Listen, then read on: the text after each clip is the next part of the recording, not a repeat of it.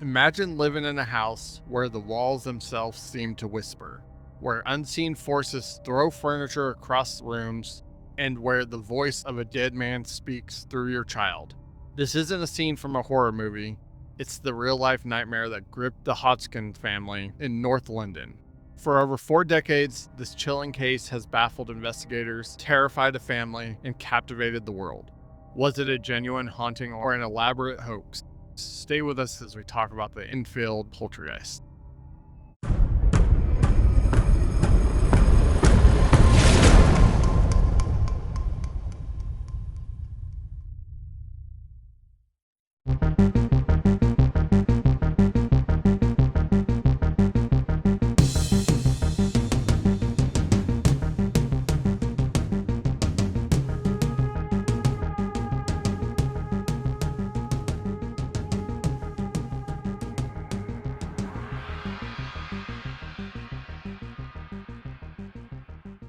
Welcome to another episode of All Things Mysterious, the podcast where the realms of true crime, the supernatural, and the unexplained converge.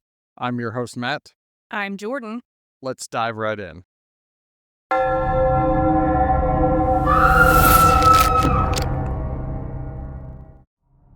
Our story begins in Enfield, a suburban area in North London, England. The year is 1977, a time of economic hardship for many. In a modest council house at 284 Green Street lives the Hodgson family.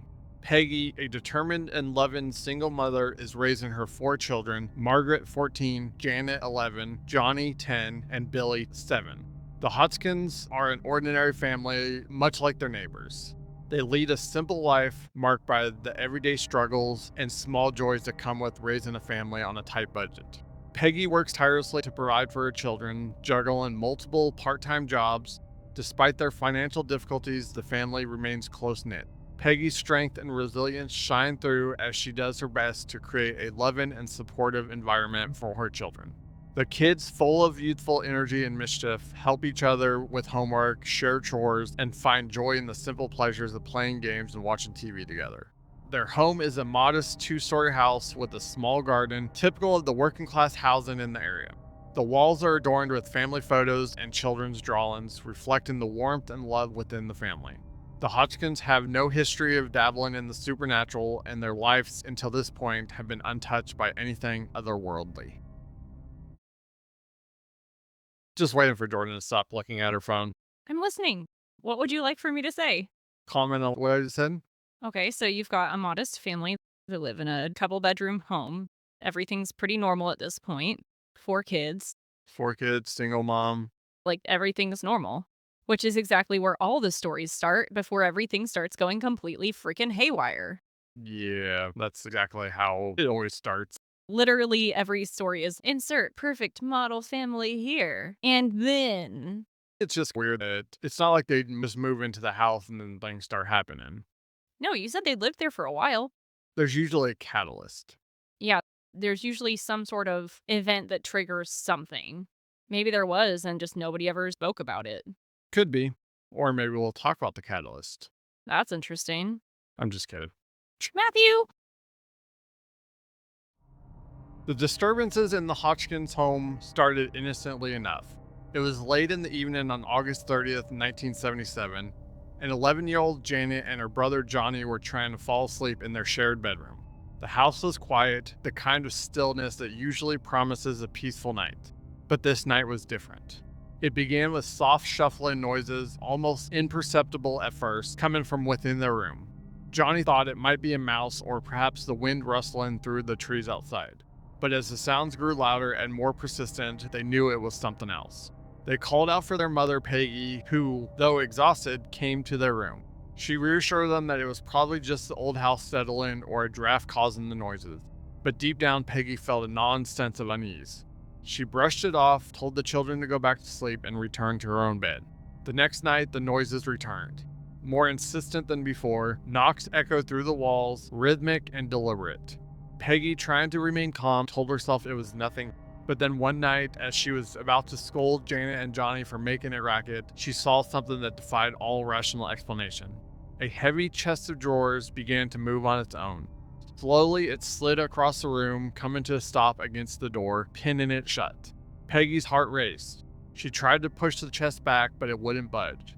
It was as if an invisible force held it in place. Terrified, she gathered her children and fled the house, seeking refuge with a neighbor. Desperate and shaken, they called the police, hoping for a logical explanation. When the officers arrived, they too were skeptical. But their skepticism turned to astonishment when they witnessed a chair move across the floor on its own. One officer later reported seeing the chair slide a few feet without any visible cause. Despite their training and experience, they were at a loss for an explanation. They advised the Hodgsons to seek further help. The disturbances didn't stop. In fact, they escalated. Objects began flying across rooms, and knocking sounds reverberated through the walls at all hours. Furniture tipped over or levitated, defying gravity and reason. The epicenter of these strange events seemed to be Janet. She was often thrown from her bed by unseen forces, landed on the floor in a heap. On several occasions, she was found speaking in a deep, gravelly voice that was not her own. Word of the haunting spread quickly, drawing the attention of the media. Reporters, curious onlookers, and paranormal investigators flocked to the Hodgson's house, turning it into a hub of activity. Among the investigators were Maurice Grasset and Guy Lyon Playfair from the Society of Psychical Research. They were determined to uncover the truth behind the mysterious happenings. Grasset and Playfair documented numerous incidents. They saw furniture move on its own, objects disappear and reappear in different locations, and they heard the eerie voices that spoke through Janet. They set up cameras and recording devices capturing evidence of the poltergeist's activity. The hauntings continued for months, a relentless barrage of paranormal activity. There were periods of intense activity where the family would be bombarded with moving objects, loud bangs, and chilling voices. Then there were quieter times, lulls that provided brief respite, but were filled with an underlying tension, a sense of waiting for the next outburst. The phenomena were not limited to nighttime. They occurred at all hours, disrupting the family's life and causing significant distress. Janet's health began to suffer. She was often found in a trance-like state, seemingly under the control of an unseen force. Her behavior became increasingly erratic, and she complained of feeling watched, followed by something malevolent. As the months wore on, the Hodgsons grew more desperate. Their once peaceful home had become a place of terror. The constant fear and stress took a toll on everyone. Peggy was exhausted, struggling to maintain a sense of normalcy for her children. The younger kids, Johnny and Billy, became withdrawn and anxious. Margaret, the eldest, tried to support her mother but was equally terrified. The relentless activity attracted more attention. Paranormal investigators, scientists, and even skeptics visited the house, each trying to understand or debunk the phenomena. Some brought sophisticated equipment hoping to capture definitive evidence. Others came with open minds seeking to provide comfort and solutions for the family. One of the most chilling aspects of the hauntings was the voice phenomena. Janet, in a deep, gravelly tone, would claim to be various entities, including a man named Bill Wilkins, who had died in the house years earlier. The voice was captured on tape, and each speech therapist confirmed that it was not possible for a child to produce such sounds without straining their vocal cords. This voice provided details about his family and death that Janet could not have known, adding to the mystery. Despite the extensive documentation and numerous witnesses, the case remained controversial. Some believed wholeheartedly in the paranormal explanation, convinced that the Hodgsons were experiencing a genuine haunting. Others were skeptical, suggesting that the phenomena could be attributed to trickery or psychological factors. As the haunting dragged on, the Hodgsons were at their wits' end. They had hoped for a resolution, a way to reclaim their home and their lives, but the relentless activity seemed to have no end in sight. The poltergeist continued to torment them, a dark presence that refused to be banished. The haunting of 284 Green Street became one of the most documented and debated cases in paranormal history. For the Hodgson family, it was a living nightmare, a relentless assault on their peace and sanity. They endured months of terror, their once ordinary lives forever changed by the inexplicable and the unseen. So it literally just started basically out of nowhere. Yeah, there was no catalyst, at least none that the family reported. Just one night started off slow with just shuffling sounds in the kid's bedroom. They said it sounded like a mouse or something Yeah. like that, which is fair. I would also think that. Oh, yeah, and it just escalated from there. The mom was just like, "It's fine. Go back to bed." As a parent, you do not want to admit to your children that something unexplained is actually happening. You just want them to go back to sleep and hope that whatever it was will go away. And I don't blame her at all for what she did. I would have done the same thing. Maybe it's just because 'cause I'm not a parent. I get that a little bit, but that's crazy. So things just started moving around, all of the big things, Yep, started with big, like, chests of drawers, basically just a dresser. which is huge. Yeah, and this one was, like, one of the old school ones that was really heavy. Yeah, back then they made things out of actual wood Mm. and not like this crap like Particle part board. of that we've got nowadays anymore, but probably actual wood, which would have been really heavy. Mm. And the fact that she couldn't even move it, where it just was, like, almost stuck in place, which I get it, that would freak me out too. Because 'cause I'm telling you, if we did a ghost hunt and that happened, I don't know what my reaction would be. I think I would just accept my death at that point. Well, that would be my reaction, and push you down and run. It's Yeah, like I would just accept it. I think I'd just be like, "I knew I was gonna die." it's like the bear in the woods thing where you don't have to outrun the bear, you just have to outrun your friends. I'm lucky because 'cause I'm not the fastest runner, but I'm at least more coordinated than you are. That's fair. I literally tripped just walking on a flat surface. Yeah, you'll trip trying to run, so all I have to do is just run longer than you. You're not wrong, but, like, these poor people, they went through so freaking much. Oh, I know. And it was like months of it where it was just all this activity like happening all the time. I can only imagine what people were saying about them because I'm sure there were a lot of people that were like, "Oh my gosh, let me help." But I'm sure there were also a lot of people who believed they were doing this For for attention. attention. And that's what a lot of people did. Obviously, you're gonna always have the skeptics who are automatically are gonna be like, "Well, the family's just making it up." And I'm all for being skeptical. I'm skeptical on a lot of stuff that I deal with, but there's a difference between being skeptical and just being an asshole. 100%. Like, you can be skeptical of something, but still understand what a person's going Yeah. through. Now, we heard about mostly Janet because obviously most of this was happening around her and to her, Yes. She definitely seemed to be the center of it all. yeah, she's like the lightning rod for all this. Exactly. Was there anything aside from obviously I'm just going to say poltergeist activity for lack of a better term to the rest of the family? The poltergeist activity happened to everybody, but it was only for the most part when Janet was around. Okay. That's what I was getting at. Poor Janet, because that would just really hurt your mentality so hard. The investigation into the Enfield Poltergeist was as thorough as it was controversial. Grosse, a seasoned investigator with the Society for Psychical Research, had a personal connection to the case. Having recently lost his daughter, Grosse was deeply empathetic to the plight of the Hodgson family and felt a strong sense of purpose in uncovering the truth. He spent countless hours with the family, documenting every strange occurrence and trying to understand the forces at play. Grosse wasn't alone in his efforts. He was joined by Guy Lyon Playfair, a respected author and fellow investigator. Playfair meticulously chronicled their findings in his book, The House is Haunted, providing a detailed account of the strange happenings at 284 Green Street.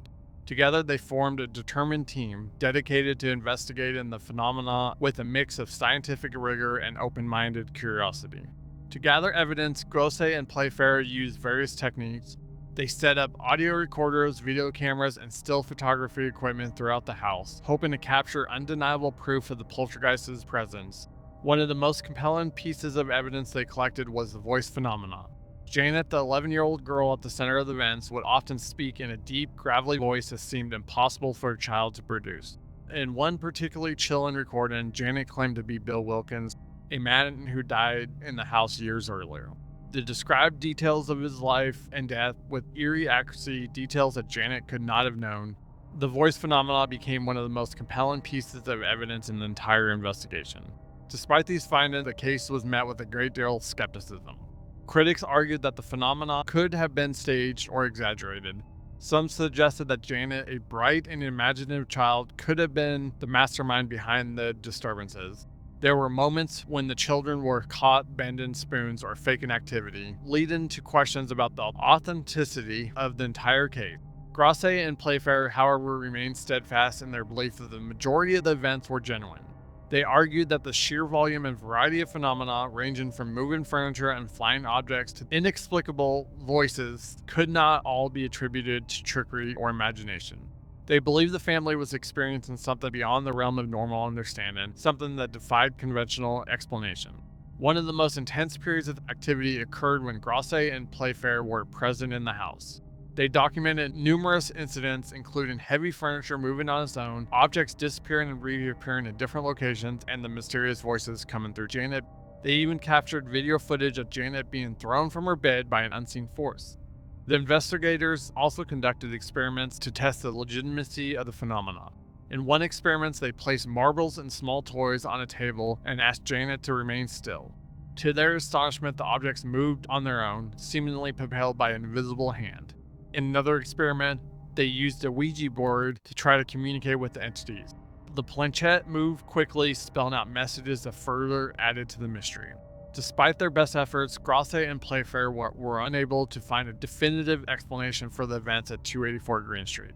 The evidence they gathered was compelling, but it was not enough to silence the skeptics. Nevertheless, the investigators' dedication to the case was unwavering. They spent months living with the Hodgson family, enduring the same terrors and disruptions. Their commitment went beyond mere professional interests. They genuinely wanted to help the family and uncover the truth. As the investigation progressed, Grasset and Playfair became more convinced that they were dealing with a genuine poltergeist. They pointed to the consistency and intensity of the phenomena, the number of credible witnesses, and the emotional and physical toll on the family as evidence that something extraordinary was happening. The haunting at 284 Green Street remains one of the most documented and debated cases in paranormal history. For Grasset and Playfair, it was a journey into the unknown, a quest to understand the inexplicable. They left no stone unturned in their investigation, and their findings continue to intrigue and mystify both believers and skeptics alike. So yeah, they had very thorough investigation. I want to know how they think that you would fake that. There's ways like using fishing line to move objects and stuff. It's unlikely with heavy furniture, but technically I guess it's still plausible. In haunted houses, they'll like rig furniture and stuff to move. So there's obviously ways to do it. I just don't think this family has the skill set to be able to do that. I really don't think so. And they were like living with them. I feel like they would have figured that out by then. I will give Grasset and Playfair ultimate kudos because they were honestly trying to help this family to the point where they were actually living with them. Yeah, they were doing literally everything. They're like, no, we're going to stay with you and figure this out. Unfortunately, they were never able to figure it out, and it sucks because you basically got to live with this. I feel for him. Supporters of the Enfield Poltergeist authenticity point to several compelling factors that make this case one of the most credible accounts of paranormal activity in history. Firstly, the sheer volume of witnesses lends significant weight to the claims. Over the months, numerous individuals, including police officers, reporters, and neighbors, attested to seeing and hearing strange occurrences. One police officer responding to a distress call reported witnessing a chair move across the floor unaided. Her official statement described how she watched the chair wobble and then slide several feet, leaving her and her colleagues baffled and unsettled. Reporters who visited the house documented their experiences with eerie precision. One journalist captured the moment when marbles and Lego bricks flew across the room, seemingly thrown by an invisible hand. Neighbors, too, heard the knocking sounds and witnessed objects moving without any apparent cause. The consistency of these testimonies over an extended period adds a layer of credibility that is hard to dismiss. The physical and emotional toll on the Hodgson family also suggests something beyond mere trickery. Janet, the 11-year-old girl, experienced severe physical effects, including being thrown from her bed and entering trance-like states. The family's distress was palpable, with Peggy Hodgkins often appearing exhausted and desperate in interviews, her voice quavering as she recounted the terrifying events. One of the most compelling pieces of evidence is the voice phenomena. Janet would speak in the deep, gravelly voice, claiming to be various entities. Experts in speech pathology analyzed the recordings and were baffled. They concluded that it was physically impossible for a child to produce such vocal patterns without damaging her vocal cords. The voice of Bill Watkins provided detailed accounts of his life and death that Janet could not have known. Parapsychologists argue that the Enfield case exhibits classic poltergeist activity. Unexplained noises, moving objects, and the presence of an adolescent at the center of the events are all the hallmarks of such phenomena. These experts point out that the poltergeist activity is often associated with young individuals going through puberty, suggesting a connection between the emotional turbulence of adolescence and the manifestations of paranormal activity. Grassi and Playfair, the primary investigators, documented numerous incidents that fit this pattern. Heavy furniture would move on its own, small objects would disappear and reappear in different locations, and the unexplained voices added an extra layer of mystery. Playfair's book, The House is Haunted, meticulously details these occurrences, presenting a compelling case for the reality of the poltergeist activity. Supporters also highlight the parallels between the Enfield case and other well-documented poltergeist phenomena worldwide. From the Bell Witch in Tennessee to the Rosenheim poltergeist in Germany, such cases share common features that suggest a legitimate paranormal phenomenon. These similarities indicate that the Enfield poltergeist could be a part of a broader, albeit rare, pattern of supernatural occurrences. The Enfield poltergeist remains one of the most well-documented and intriguing cases in paranormal history. For many, these factors are enough to believe that what happened at 284 Green Street was not a hoax, but a real encounter with the unknown. Personally, I don't think there's any way they possibly could have faked all this. No, there's just too much evidence. It'd be hard to fake everything, especially consistently. There are so many things and so many levels of things in this one. The voice, you can't fake that. I don't believe that it was faked. I'm also not going to 100% say that it's real, just because there could be many explanations that aren't paranormal. Because if we really want to go out there, maybe she's telekinetic. That's also a possibility. But I think it's interesting that it seems when these kids start going through puberty is when all this stuff starts happening, That seems to be some sort of weird trigger. which makes me wonder if that was the actual catalyst that started all this. It very well could be. On the other hand, skeptics provide compelling arguments that the Enfield poltergeist was nothing more than an elaborate hoax. Let's dive into the evidence that suggests the terrifying events at 284 Green Street might have been a product of human intervention rather than supernatural forces. The most significant point raised by skeptics is the admitted fakery by the children. On several occasions, Janet and her siblings were caught red-handed trying to fool investigators. In one instance, Janet was observed bending spoons and attempting to hide when she thought no one was looking. Those moments of trickery cast a long shadow over the entire case, suggesting that the children were seeking attention or playing pranks that spiraled out of control. Skeptics argue that these instances of admitted fraud raise serious doubts about the authenticity of the other phenomena. If the children were willing to fake some events, how many of the other incidents could have been similarly fabricated? Critics believe that the motivation behind this behavior could be traced back to the psychological and social factors at play within the Hodgson family. The Hodgsons were under immense stress. Financial difficulties and the pressures of being a single-parent household weighed heavily on Peggy. Janet, as an adolescent, was particularly vulnerable. Adolescence is a tumultuous time, and the emotional turmoil Janet experienced could have manifested in the form of these strange activities. Some psychologists suggest that the poltergeist activity could have been a subconscious cry for help, a way for Janet to express her frustrations and seek attention in an environment where she felt neglected. Additionally, the media frenzy surrounding the case might have influenced the family's behavior. From the moment the story broke, the Hodgson family was inundated with reporters, photographers, and curious onlookers. The constant presence of the media created an environment where the family was under significant pressure to produce evidence of the haunting. This attention could have inadvertently encouraged exaggeration or fabrication of events. The desire to keep the media engaged, combined with the financial and emotional benefits of being in the public eye, might have driven the family to continue the charade. Critics argue that the media's involvement not only amplified the situation, but also contributed to a cycle of heightened activity and subsequent scrutiny. Further skepticism comes from the analysis of the voice phenomenon. While experts in speech pathology found the deep, gravelly voice produced by Janet to be unusual, skeptics point out that children are capable of mimicking voices, especially with practice. Janet's voice, claiming to be that of Bill Wilkins, could have been a well-rehearsed act. The details about Wilkins' life and death might have been gleaned from local gossip or subtle hits picked up from conversation from investigators or neighbors. Skeptics also note that the physical phenomena, furniture moving, objects flying, and knocks on the wall, could be explained by mundane means. Children are inventive and have a bit of ingenuity. It's possible to replicate many of the events described. Simple tricks like using hidden wires, throwing objects when no one is looking, or creating knocking sounds could easily fool even the most diligent observer, especially in a chaotic and emotional charged environment. One infamous incident involved Grasse, one of the main investigators who observed a yellow pillow being thrown from Janet's bed.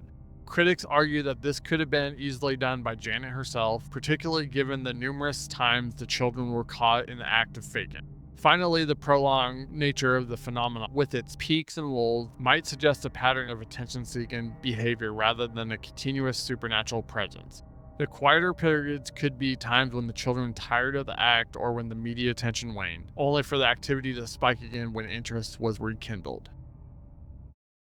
Let's start off with the furniture moving. Let's start off with that. These are children. Yes. The oldest was what, 14? Yes. For them to set up some kind of rigging system to move this furniture, which, by the way, this was the 1970s. It's very solid furniture. It's solid. It's not going anywhere by itself. Not only that, but it's not like the family had a whole lot of disposable income. The issue would be to be able to rig up something where a child can move a big piece of furniture, which would require pulleys and all kinds of stuff that would be obvious. Exactly. And I'm thinking if there was a pulley, it's got to be rigged just right to where it's going to be like one smooth, fast motion. It's not going to be like a few small, jerky motions dragging it across the floor. And let's say they did somehow set up the furniture to move. That still doesn't explain when the police officers were in the house because the police officers were in the house alone. The family was at a neighbor's house. There was no one in the house except for the two police officers. Exactly. They were in there alone and they still witnessed that. And Yeah. they were freaked out. They're like, y'all are going to need to call somebody. Call the Ghostbusters or someone. That doesn't make sense to me. The other thing is the voice phenomena. I honestly, truly hate it when skeptics try to debunk doctors. Because on one side, you got skeptics who aren't trained in speech therapy, but you have actual speech pathologists who are saying that it is not possible for a child to make that deep of a voice without damaging her vocal cords. And then people are out there, you could.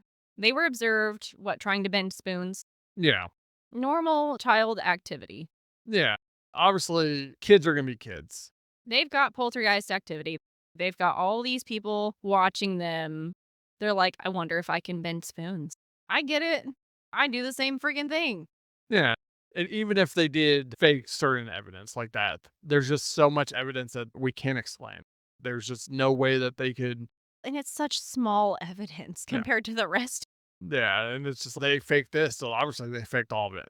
I don't like that whole mentality because to me, it's you're trying to dismiss it by the smallest possible incident, basically. Exactly. Just because one thing may not be true doesn't mean everything isn't. No. Let's say you somehow debunk the voice. And it's almost like in their mind, if you debunk that, then obviously everything else is fake. 100-pound chest of drawers go across a room by itself. Never happened for real. So just obviously, somehow you guys rigged it for sure. Debunked it. Yeah. The story of the Enfield Poltergeist is a tapestry woven with fear, mystery, and controversy. Whether you believe in the supernatural or think it was all a cleverly orchestrated hoax, the events that unfolded at 284 Green Street continue to captivate and perplex us all. As we close this chapter, let's reflect on the resilience of the Hodgson family. They endured months of relentless terror, their lives upended by forces they could neither see nor understand. Imagine living in a house where every creak and every shadow fills you with dread, where the line between reality and unimaginable blurs. Was it a genuine encounter with the paranormal, or were they swept up in the maelstrom of psychological stress and media frenzy? The answer remains elusive, a ghostly whisper on the edges of our understanding. The case challenges us to ponder the mysteries that lie beyond the veil of our everyday reality. It asks us to consider what we would do if faced with the inexplicable. Are there realms of existence that we cannot yet comprehend? Or are the stories of the hauntings merely manifestations of our deepest fears and desires? The Enfield Poltergeist stands as a reminder of the power of the unknown, It is a story that continues to haunt us not just because of the eerie events themselves, but because of what they reveal about the human condition. Our need for answers, our fear for the dark, and our fascination with the supernatural are all the threads of the fabric of this tale. If you found yourself in the Hodgson's shoes, facing the unexplainable, what would you do? Would you seek out the truth, or would you turn away, hoping it was all just a bad dream? Leave us a comment below.